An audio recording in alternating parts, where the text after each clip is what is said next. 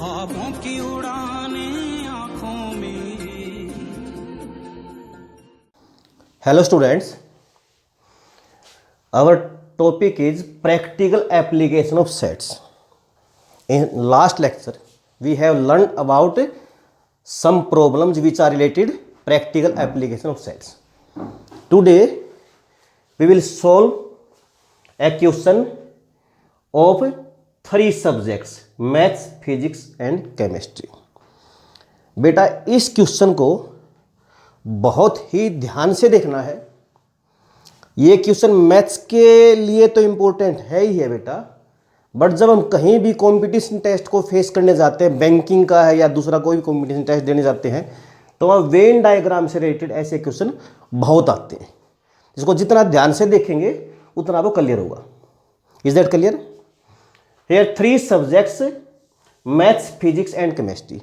In a survey of 25 students, note this point beta, in a survey of 25 students, it means total students are 25. There are 15 students who had taken math subject, 12 students who had taken physics subject and 11 students of chemistry. Maths and physics 9, maths and chemistry 5, physics and chemistry 4, maths, physics and chemistry, it's mean all 3 subjects who have taken are 3 students. बेटा ये देखिए, आपको ये 3 subjects के लिए मैंने 3 circle द्वारा Venn diagram बना। ये मैथ्स के लिए है, सपोज कीजिए मैंने मैथ्स के लिए सर्कल लिया है, ये फिजिक्स के लिए है और ये केमिस्ट्री के लिए। तो इसको जितना अच्छे से आप क्वेश्चन को रीड कर पाओगे, जितना इसको अच्छे से स्टडी कर पाओगे, उतना ही ये क्वेश्चन आपके लिए बहुत इजी बनेगा। क्वेश्चन बहुत इजी है, ध्यान रखना इस बात का। ये मैंने फिजिक्स के लिए लिया है। अब ये जो पार्ट है बेटा बीच वाला, ये वो पार्ट है जो मैथ और फिजिक्स का कॉमन पार्ट है। इसके बाद नीचे देखिए बेटा, मैंने एक यहां पर केमिस्ट्री का लिया है, तो ये जो पार्ट है ये मैथ्स और केमिस्ट्री का है।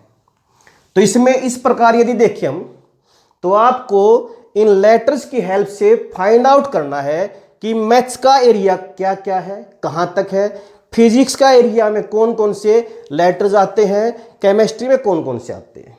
Is that clear?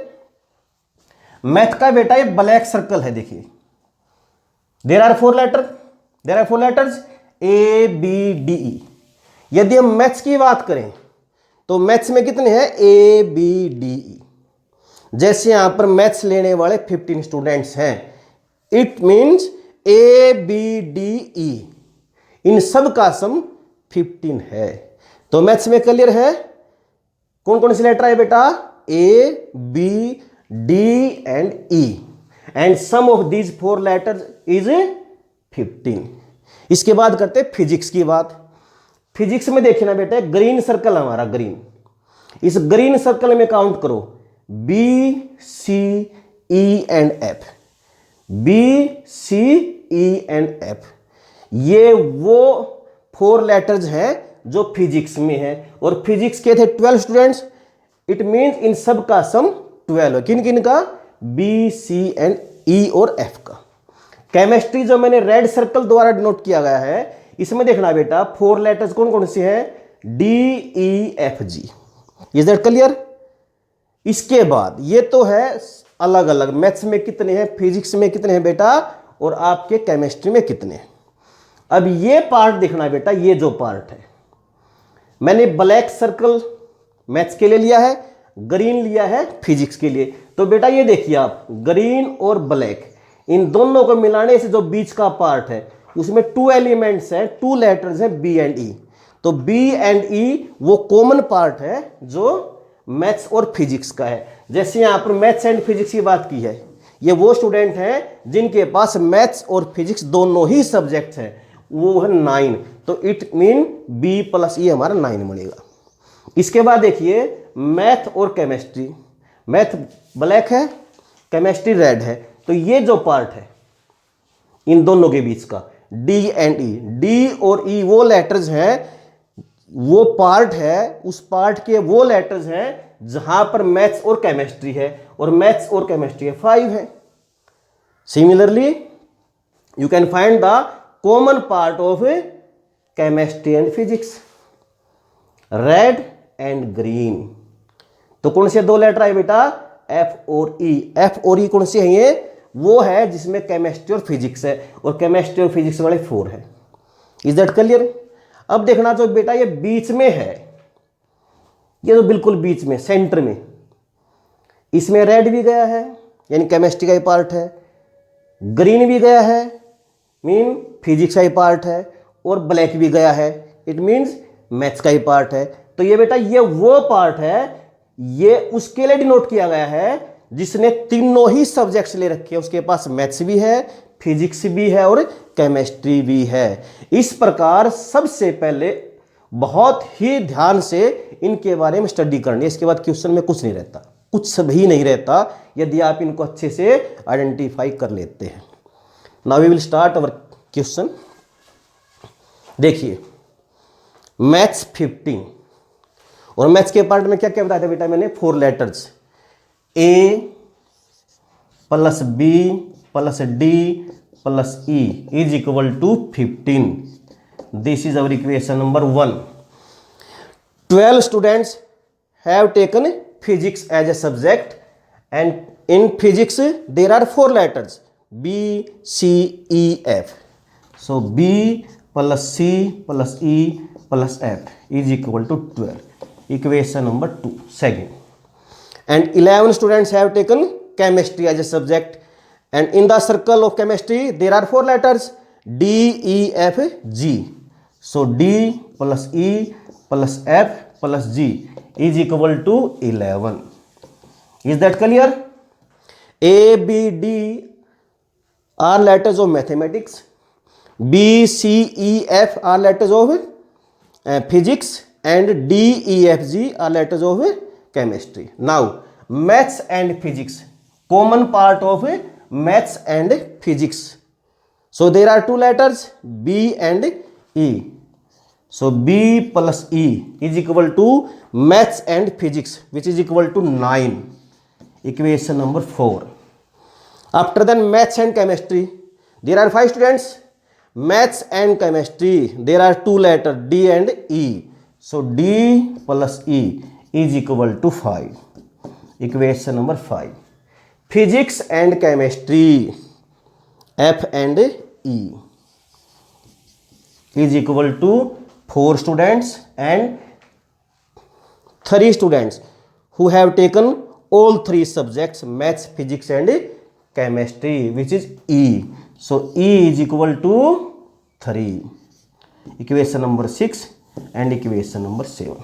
Now we will simplify these 7 equations and we get the values of A, B, C, D, E, F, G. Okay. Equation number 7 में बेटा ई की वैल्यू 3 है. 6 इक्वेशन को देखिए, इसमें या तो इस ई की वैल्यू पुट कर दीजिए या 6 में से 7 को सबट्रैक्ट कर दीजिए. Equation number 6 minus 7. So F is equal to 1. Is that clear? E से ई कैंसिल होगा बेटा, 4 minus 3 1. 5 minus 7, we subtract equation number 7 from equation number 5. So cancel e to e. So we get D is equal to 5 minus 3 2. Is that clear? After then 4 minus 7. So cancel e to e. We get B is equal to 6. The value of B is 6. 9 minus 3. So now we have 4 values E, F, D and B. From equation number 3rd, D and the value of D is 2 plus E which is 3 plus F which is 1 plus G is equal to 11. So G is equal to 5 2 + 3 + 1 6, 11 - 6 = 5 from equation number 2. B, the value of B is 6 plus C, there is no value of C, so C as it is, plus E, the value of E is 3, and F, the value of F is 1 and equal to 12. So C is equal to 6 and 3, 9 and 1, 10. 12 minus 10, 2. Equation number 1. So from 1, A as it is beta, plus B 6 because the value of B is 6. D, the value of D is 2 plus E which is equal to 3 equal to 15. So A is equal to 15 minus 11, 4. So in this way you can find the all values of mean A, B, C, D, E, F, G. तो बेटा इन 3 circles को आप study करके बहुत simple question बनता है, आप सबकी वैल्यूज फाइंड आउट कर सकते हैं. वो पूछ क्या सकता है, ये कुछ क्वेश्चन मैंने राइट किए हैं. ओनली मैथ्स, वो स्टूडेंट्स जिनके पास सिर्फ मैथ है. आप मैथ का सर्कल देखिए, क्लियर है ना. ये ए जो है, ये ए पार्ट जो है वो है जो सिर्फ मैथ्स के लिए है. बी फिजिक्स में भी चला गया, डी केमिस्ट्री में चला गया, ई तो तीनों में ही है. तो सिर्फ ए एक वो लेटर है जो सिर्फ मैथ्स के पार्ट में है. तो जो ए की वैल्यू आई थी, ये वो स्टूडेंट हैं जिनके पास सिर्फ मैथ्स का एक ही सब्जेक्ट है, और ए की वैल्यू आई थी बेटा 4. तो ओनली मैथ्स वाले में ए कह सकते हैं क्या है बेटा, 4 students. Is that clear. Similarly only chemistry G, और जी की वैल्यू क्या आई थी बेटा आपकी 5. तो जी यहां पर 5 आया है ना जी. आपको सिर्फ अच्छे से स्टडी करना है इन सर्कल्स को, आंसर आप आराम से लिख सकते हैं. ओनली फिजिक्स आपका सी है, सिर्फ फिजिक्स, ओनली फिजिक्स. वैसे तो फिजिक्स में 4 लेटर हैं, B C E F, but B M के अंदर मैथ के अंदर भी है, ई तीनों में ही, एफ केमिस्ट्री में भी है. तो ओनली फिजिक्स में क्या आएगा बेटा सी, और सी का आंसर क्या था देखो बेटा 2.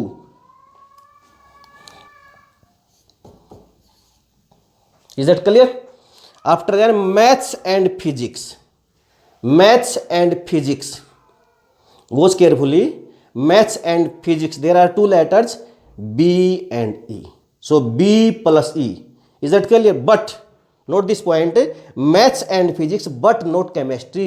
बेटा इनमें से केमिस्ट्री वाले भी छोड़ने हमने सिर्फ वो लेने हैं जिनके पास मैथ्स और फिजिक्स है, केमिस्ट्री नहीं होनी चाहिए. तो मैथ्स और फिजिक्स वाले बी और ई हैं, बट इसमें जो ई है ना, ये ई तो केमिस्ट्री में भी है. तो कौन सा लेटर बचा बेटा हमारे पास, बी, और बी कितना था हमारा 6. सिमिलरली वैसे क्वेश्चन राइट नहीं किया मैंने, आप बना सकते हो maths and chemistry but not physics. तो मैथ्स एंड केमिस्ट्री में डी और ई है, इसमें से ई छोड़ने डी रहेगा. Physics and chemistry but not maths, इसमें एफ रहेगा. इसके बाद है eight least one of the subjects, यानी कम से कम एक सब्जेक्ट जरूर होना चाहिए. कम से कम एक सब्जेक्ट वाला जिनके पास एक सब्जेक्ट है, 2 सब्जेक्ट या तीनों ही सब्जेक्ट्स है. इट मीन्स ये सारे letter A plus B plus C plus D plus E plus F plus G, इन सब का सम कर लेंगे बेटा. कर लोगे ना आप. वो जो सम आएगा वो आएगा at least one of the subjects. Is that clear. इन सब को ऐड कर लेंगे हम. जैसे ए कितना था अपना, किस किस को ऐड करेंगे हम, A B C D E F और जी को, इनको ऐड करेंगे बेटा. वो ऐड करेंगे तो इसका आंसर आ जाएगा.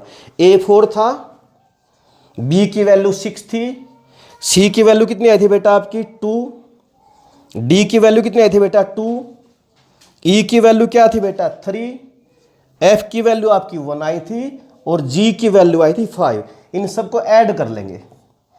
4 and 6 10 12 14 17 18 23 5 and 1 6 9 13 and 23। तो डियर स्टूडेंट 23 वो है जिनके पास at least one of the subject है, 23 ये आएगा बेटा। इसके बाद नन ऑफ द सब्जेक्ट, जिनके पास इनमें से एक भी सब्जेक्ट नहीं है। Is it clear? ऐसे स्टूडेंट्स बेटा जिनके पास इन तीनों में से एक भी सब्जेक्ट नहीं है। सर्वे कितने स्टूडेंट्स का किया था स्टार्टिंग में? 25 का, वो ग्रुप 25 का था। और ऐसे 23 स्टूडेंट्स हैं जिनके पास कम से कम एक सब्जेक्ट जरूर है। तो कितने बचे बेटा जिनके पास इनमें से एक भी सब्जेक्ट नहीं है? 2 बचे। Is it clear? टोटल 25 थे ना, जिनमें से 23 के पास थे। तो कितने बचे बेटा हमारे पास? None of 3 subject, 25 minus 23। So dear student, in this way you can solve this type of question. Very very important question बेटा। We take one more question. In a school there are 20 teachers who teach maths or physics. Read very carefully beta. Question is more important than your answer. So firstly read your question very carefully. 20 teachers who teach maths or physics, or mean union. Let A be the set of teachers who teach mathematics and let B be the set of teachers who teach physics. So it means 20 is a number of elements of A union B, mean n of A union B. Of these 12 teach mathematics. 12 teach mathematics, and we suppose for mathematics A. It means n of A is equal to 12, and 4 teach physics and maths. Physics and maths. It means these 4 teachers who teach both physics and maths. It means n of A intersection B. Is that clear beta? How many teach physics? And for physics B is our set. So dear student, firstly we have n of A union B 20, because 20 teachers who teach maths or physics, or word generally used for union. Is that clear? Of these 12 teach mathematics. N of A is equal to 12, and 4 teach physics and maths, both subject. 4 teacher teach both subjects, physics and mathematics. So n of A intersection B is equal to 4. How many teach physics? Mean n of B. How to find n of B? For this use your previous identity. N of A union B is equal to n of A plus n of B minus n of A intersection B. Now put the values of n of A union B, n of A, n of A intersection B.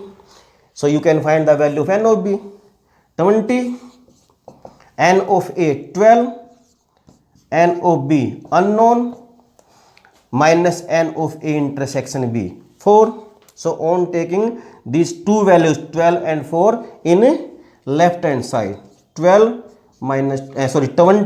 minus 12 plus 4 is equal to n of B. So n of B is equal to 8 plus 4 12.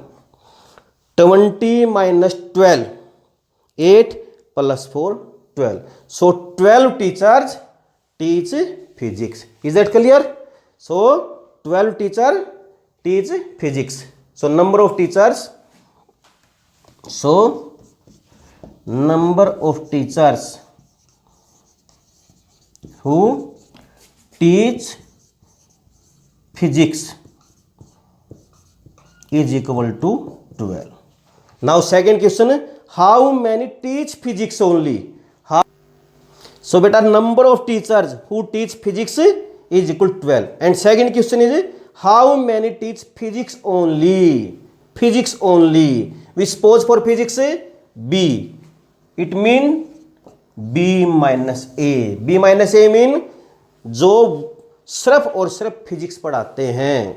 So n of B minus A is equal to n of B minus n of A intersection B.